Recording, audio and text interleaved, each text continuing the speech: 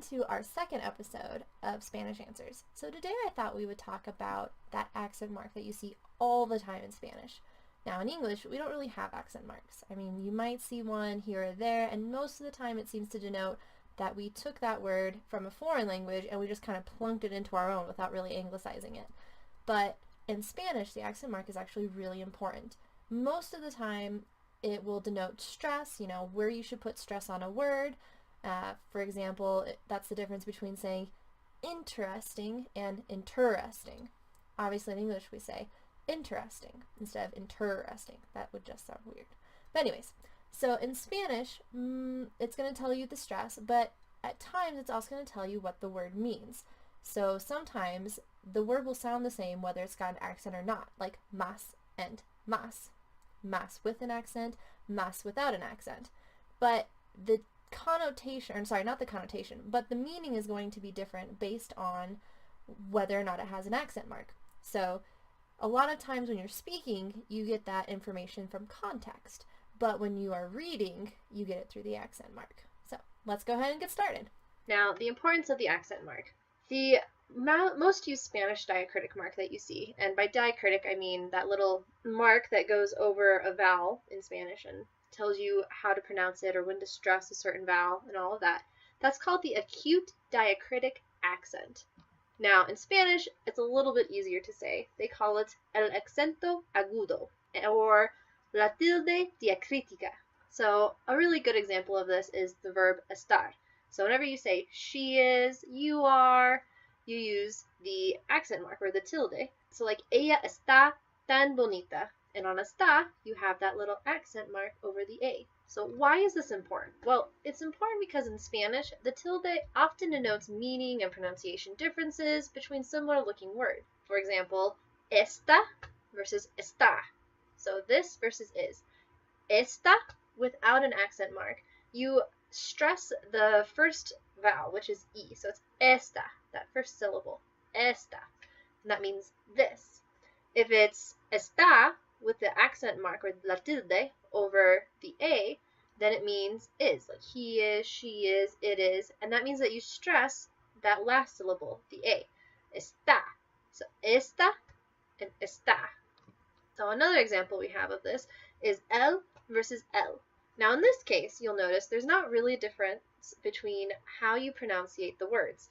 It's all going to be in context, and if you're writing, it's going to be in where the accent mark is. So L with an accent mark means he. L, and that's EL, without an accent mark, is the masculine form of the. So you have el and la. So some examples of this. Él tiene un perro. He has a dog. And that's L with an accent mark. If there's no accent mark, it would be ella enciende el ordenador. She turns on the computer, if you're in Spain. If you're in Mexico, it'd be ella enciende la computadora. So doesn't really fit my scenario here. Anyways, moving on. Another example is más versus más. Again, no real clear distinction in how you say it, but más, where it has a tilde over the A, means more or plus. It's also a superlative. If there is no accent mark, then it's más, and it's kind of an old-fashioned or literary version of the word but. So normally you'll hear perro and sino, which we'll talk about at a later episode. But you can still hear más for but. So some examples. Yo quiero más dinero. I want more money. And that's más with an accent mark. Again, ella es la más joven aquí.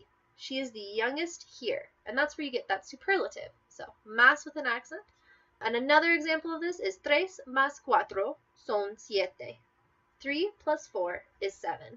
Now, one example of the weird más without an accent mark is quiero ver la película, mas no tengo dinero. I want to see the movie, but I don't have money. Our last example is como versus como. And como with an accent mark or tilde over the O, the first O, means how to do something. Whereas if you don't have the accent mark, it still can be how, but in the sense of as or like, and it can even be the conjugated form of comer, which means I eat. So An example of como with the accent mark is going to be ¿Cómo estás? And this is one of the most fundamental phrases you'll ever learn in Spanish. ¿Cómo estás? How are you? Or another example of this one is Quiero saber cómo hacerlo. I want to know how to do it. And then tú corres como una gacela. You run like a gazelle. Now this como does not have an accent mark. So it means like or how or as. So tú corres como una gacela. You run like a gazelle. And then there's a really fun phrase that you get in Spanish. You have como, so that's como with an accent mark over the first O, and then como without an accent mark. Como. How do I eat? And then you have como, all without an accent mark. I eat like I eat. Basically, it combines almost all of the different ways you can use como into 2 sentences. I love this phrase. It's so much fun. So just try and say it all really, really fast. Como. It sounds almost like a turkey gobbling. Almost. All right. Well, I hope that explains everything for you regarding el acento agudo. Tune in next week for another exciting topic, and I'll see you then. As always, I will be putting all of the links in our show down in the show notes. So if you are listening to the podcast, it'll be in the podcast notes. If you're watching the YouTube, it'll be right under the comments I put in there. So I will see you next week. Hasta luego! That's all for today's lesson. Thank you so much for joining me. If you have any questions about Spanish or maybe Spanish topics that you'd like me to discuss, please send them to me at contact@languageanswers.com. That's contact@languageanswers.com. Also, if you'd like to never miss an episode, please click subscribe. And while you're at it, if you enjoyed this video, please click like.